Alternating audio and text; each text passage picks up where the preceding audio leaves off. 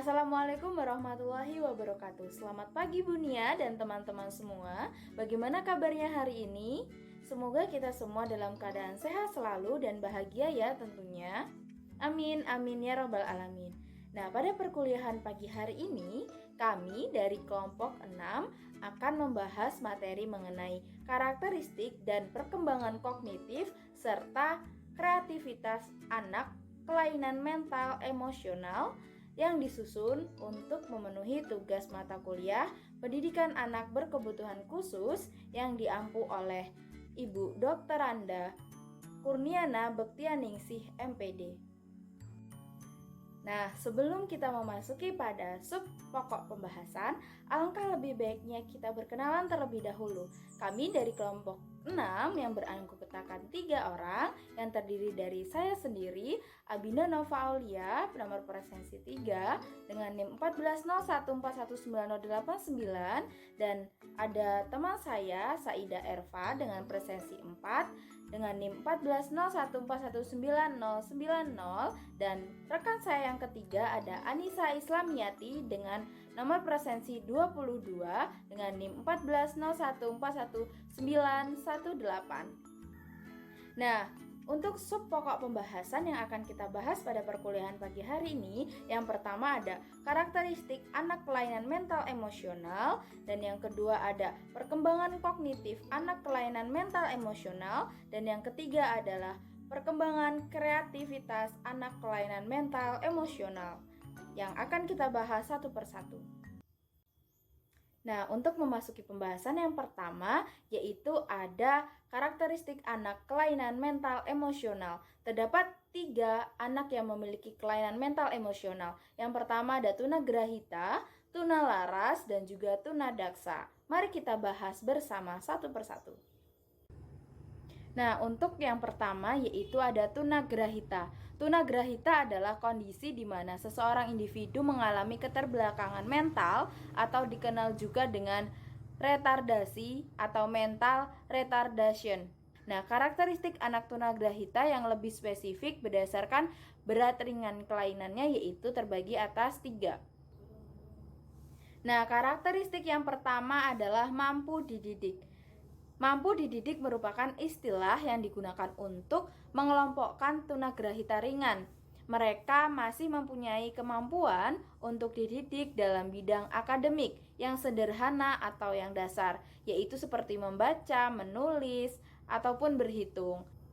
Nah, kemudian karakteristik yang kedua adalah mampu latih.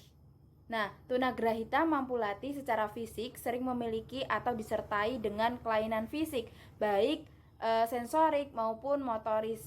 Bahkan hampir semua anak yang memiliki kelainan dengan tipe klinik masuk pada kelompok yang mampu latih, sehingga sangat mudah untuk mendeteksi anak mampu latih tersebut karena penampilan fisiknya itu berbeda dengan anak normal yang pada umumnya.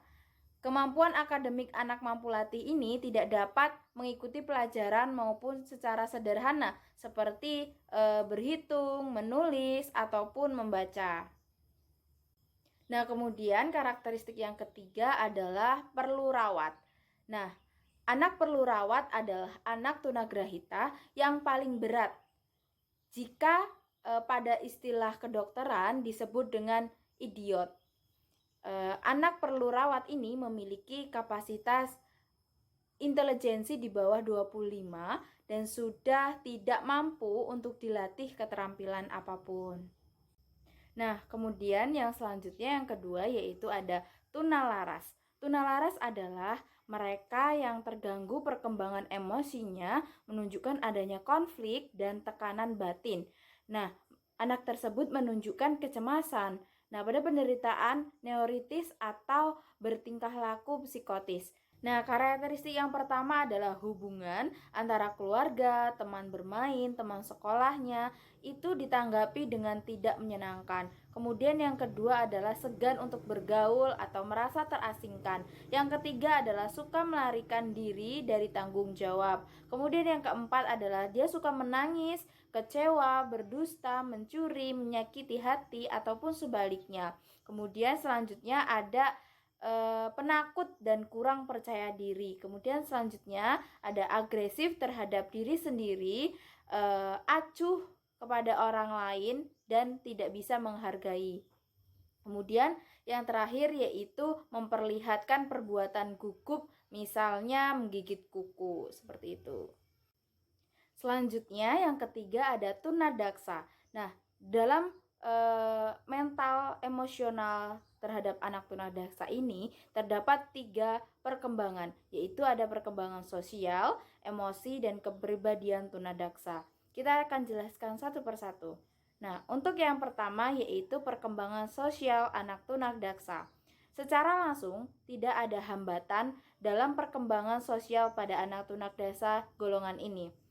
Faktor utama terjadinya hambatan sosial ini bersumber pada sikap keluarga, teman-temannya, ataupun masyarakat di lingkungan sekitarnya.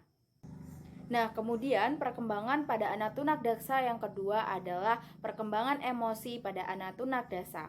Nah, ketentuan yang ada pada anak tunadaksa secara khusus tidak akan menghambat dalam perkembangan emosi anak tunadaksa tersebut.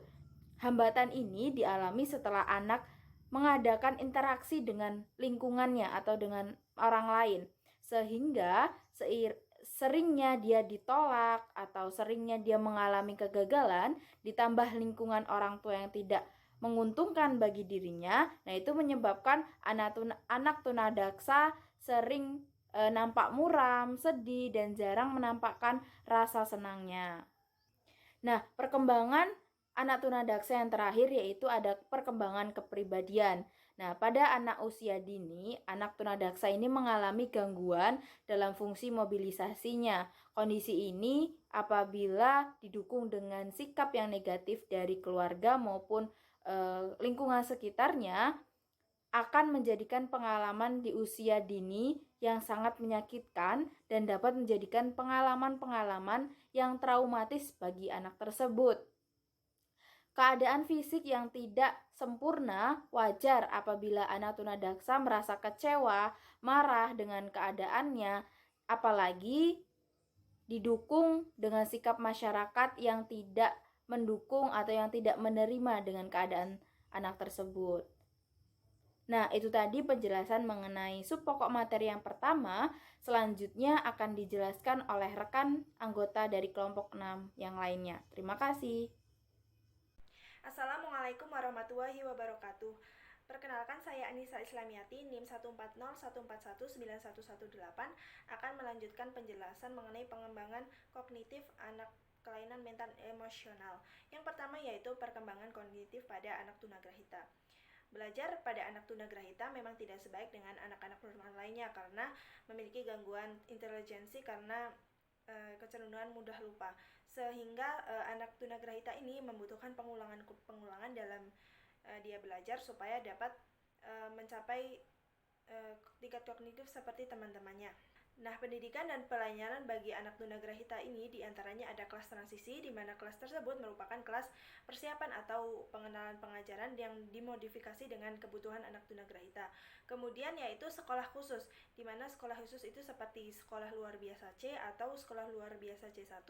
Kemudian pendidikan terpadu. Pendidikan terpadu ini dilakukan pada sekolah reguler seperti biasanya, namun dalam untuk anak tunagrahita ini jika terdapat remedial maka dapat dibimbing oleh pembimbing khusus dari SLB terdekat seperti itu. Kemudian program sekolah di rumah, yaitu bagi anak-anak tunagrahita yang memang tidak mampu mengikuti pendidikan khusus di sekolah, misalnya karena sakit. Kemudian ada pendidikan inklusif, yaitu pendidikan di mana diselenggarakan di sekolah reguler biasa, namun anak ini belajar bersama dengan guru dan pembimbing yang sama. Kemudian di panti rehabilitasi, yaitu diperuntukkan bagi anak-anak tunagrahita pada tingkatan yang berat. Selanjutnya, saya akan menjelaskan mengenai perkembangan kognitif pada anak tunadaksa. Perkembangan kognitif pada anak tunadaksa ini dapat dipengaruhi oleh lingkungan tempat mereka tinggal, karena keadaan tunadaksa menyebabkan gangguan hambatan keterampilan motorik seseorang. pengembangan kognitif ini dalam kebutuhan pendidikan dan juga prinsip-prinsip pembelajaran. Yang pertama yaitu kebutuhan pendidikan bagi anak tunadaksa, diantaranya adalah keleluasaan gerak. Keleluasaan gerak ini berkaitan dengan kebervariasian antara maka hal penting yang harus diperhatikan oleh guru adalah bagaimana agar anak mengakses di seluruh penjuru sekolah ini dengan baik dengan adanya keleluasaan gerak. Kemudian latihan keterampilan menolong diri atau self-help. Dengan adanya self-help ini diharapkan anak itu bisa mandiri, tidak bergantung pada orang lain, misalnya dalam kegiatan makan maupun kegiatan seperti motorik halus, membaca, menulis, melipat, dan juga seperti buang air kecil, seperti itu tidak bergantung pada orang lain. Selanjutnya yaitu kebutuhan psikososial.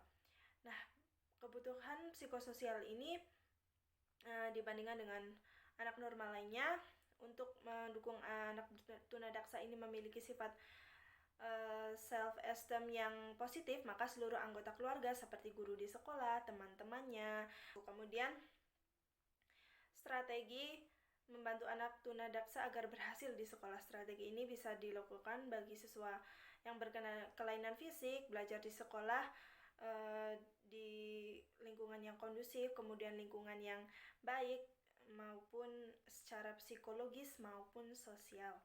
Kemudian prinsip-prinsip pembelajaran bagi anak tunadaksa diantaranya ada prinsip multisensori. Proses pendidikan anak tunadaksa ini sedapat mungkin memanfaatkan mengembangkan indera-indera yang ada dalam diri anak. Kemudian prinsip individualisasi. Individualisasi ini mengandung arti bahwa titik tolak pendidikan layanan adalah kemampuan anak secara individu. Kemudian ada penataan lingkungan belajar. Nah, ini berhubungan dengan anak tunadaksa yang mengalami hambatan pada motoriknya, maka dalam mengikuti pendidikan membutuhkan perlengkapan khusus dalam belajarnya, sehingga penataan lingkungan belajar ini sangatlah penting bagi anak-anak tunadaksa. Selanjutnya, saya akan menjelaskan mengenai perkembangan kognitif pada anak tunalaras. Masalah gangguan emosi pada anak tunalaras ini dapat menyebabkan kehilangan minat dan konsentrasi dalam mereka belajar di sekolah. Kelemahan dalam perkembangan kecerdasan ini menjadi penyebab timbulnya gangguan tingkah laku, karena pada dasarnya seorang anak tidak ingin berbeda dengan temannya, tetapi saatnya anak tersebut tidak mampu untuk menyamai dengan temannya, maka mereka akan menimbulkan masalah seperti terjerumus ke hal-hal yang negatif, membolos, lari dari rumah, dan berkelahi seperti itu. Maka dari itu anak tunalaras pun membutuhkan pelayanan dalam pengelolaan pendidikannya. Yang pertama yaitu masih pada pengaturan lingkungan belajar. Kemudian mengadakan kerjasama dengan lembaga lain. Kemudian tempat layanan pendidikan. Melihat keadaan mereka sedemikian rupa, maka tempat pendidikannya tidak harus dipisahkan dengan anak normal. Akan tetapi lebih baik bila anak ini disatukan dengan teman-teman sebayanya. Mereka ditempatkan pada tempat yang mereka itu bisa diterima dengan lazim, sehingga anak tersebut dapat merasa nyaman dan juga tidak menimbulkan pemberontakan. Sekian yang dapat saya sampaikan. Apabila ada kesalahan, saya mohon maaf. Materi selanjutnya akan dijelaskan oleh rekan saya. Baiklah, di sini saya akan melanjutkan presentasi dari teman saya, yaitu mengenai pengembangan kreativitas anak kelainan mental emosional. Yang pertama yaitu tunagrahita. Kreativitas anak berkelainan mental emosional tunagrahita ini melalui layanan bimbingan pengembangan perilaku non-adaptif di sekolah yang menangani siswa tunagrahita meliputi yang pertama, bimbingan tujuan kepada semua individu yang berkelainan tanpa memandang umur, suku, agama, dan status sosial ekonomi. Kemudian yang kedua, bimbingan berurusan dengan pribadi yang berkelainan serta unik. Dan yang ketiga yaitu bimbingan memperhatikan sepenuhnya terhadap dan memperbaiki aspek perkembangan individu yang berkelainan sehingga dapat mengembangkan seluruh potensi dan kekuatan yang dimiliki individu siswa tunagrahita. Kemudian yang keempat, bimbingan memberikan perhatian utama kepada perbedaan individu yang menjadi pokok layanannya. Selanjutnya yaitu pengembangan kreativitas anak tunagrahita. Yang pertama, model pembelajaran yang dapat diterapkan pada anak tunagrahita. Model pembelajaran yang dapat diterapkan pada anak tunagrahita adalah the behavioral model atau model perilaku.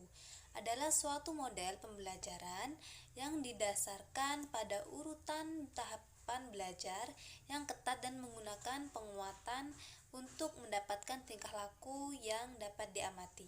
Kemudian yang kedua yaitu strategi pembelajaran dalam pendidikan anak tunagrahita. Strategi pembelajaran dalam pendidikan anak tunagrahita ini pada prinsipnya tidak jauh berbeda penerapannya dengan pendidikan pada umumnya. Pada anak tunagrahita, ringan dan sedang mungkin lebih efektif menggunakan strategi pembelajaran yang menekankan latihan yang tidak terlalu banyak menuntut kemampuan berpikir yang kompleks. Kemudian yang ketiga, yaitu kurikulum pendidikan anak tunagrahita.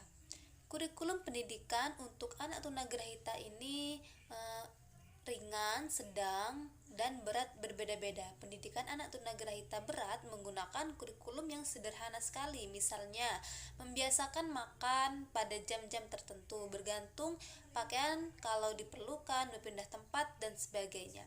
Demikian pula hanya kurikulum untuk anak tunagrahita ringan dan untuk anak normal. Jika kurikulum untuk anak tunagrahita ringan banyak memberikan tekanan pada pelajaran membaca, maka untuk anak tunagrahita sedang tekanan tersebut hanya sedikit saja. Yang keempat yaitu fasilitas pendidikan anak tunagrahita. Fasilitas pendidikan anak tunagrahita relatif sama dengan fasilitas pendidikan untuk anak normal di sekolah lainnya. Fasilitas ini lebih diarahkan untuk latihan sensori motorik dan pembentukan motorik halus. Secara garis besar, fasilitas pendidikan yang harus disesuaikan dengan karakteristik anak tunagrahita adalah yang pertama yaitu fasilitas pendidikan yang berkaitan dengan latihan sensori motor.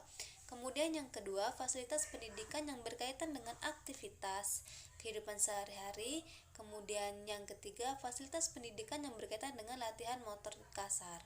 Kemudian yaitu tunalaras. Pengembangan kreativitas anak tunalaras meliputi yang pertama, bentuk satuan dan lama pendidikan. Kemudian yang kedua, program pengajaran. Yang ketiga, program pembinaan sekolah. Kemudian yang keempat, program pembimbingan penyuluhan. Kemudian yang kelima, ada fasilitas pendidikan anak tunalaras. Nah, mungkin itu saja dari kelompok kami. Apabila ada kata salah kami mohon maaf. Kami akhiri. Wassalamualaikum warahmatullahi wabarakatuh.